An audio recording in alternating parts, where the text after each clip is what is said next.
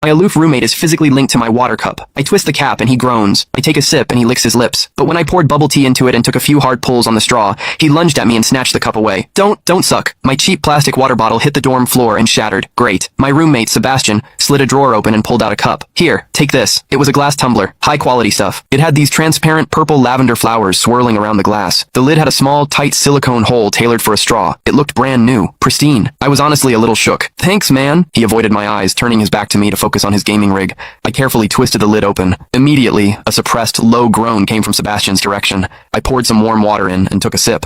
Sebastian sucked in a sharp, jagged breath. His hand on the mechanical keyboard trembled, his fingers slipping off the keys. He licked his lips, looking like he was enduring some kind of torture or intense pleasure. His lips were thin, the Cupid's bow sharp like a knife. Looking at them made me want to bite them. Yeah, okay, I admit it. I'm into Sebastian. I swear to God, before I met him, I was the straightest guy in the state. After high school, my only plan was to get to college and bang a hot, bubbly cheerleader. But the moment I walked into this dorm and saw Sebastian, that plan went out the window. 4 years of college and he's the only one I want to mess around with. But I couldn't tell him. No way. I was terrified that if I spilled my guts, we wouldn't even be friends anymore. Because Sebastian is straight. Like, painfully straight. Only 2 weeks ago, he turned down a senior, a varsity swimmer, total stud, who asked him out. After that, Sebastian came back to the room and sat at his desk with a face like thunder for hours. The guy must be a raging homophobe. Maybe it was because the cup was a gift from my crush, but that warm water tasted sweeter than usual. It had a weirdly good aftertaste. I grabbed a straw from my desk and shoved it deep into the hole on the lid. The second I did, a strangled moan ripped out of Sebastian's throat. He bolted up and sprinted into the bathroom. Weird. We were just gaming. Why the hell did he suddenly need a shower? He didn't even grab a change of clothes or a towel. My hearing has always been too good for my own good. Through the thin bathroom door,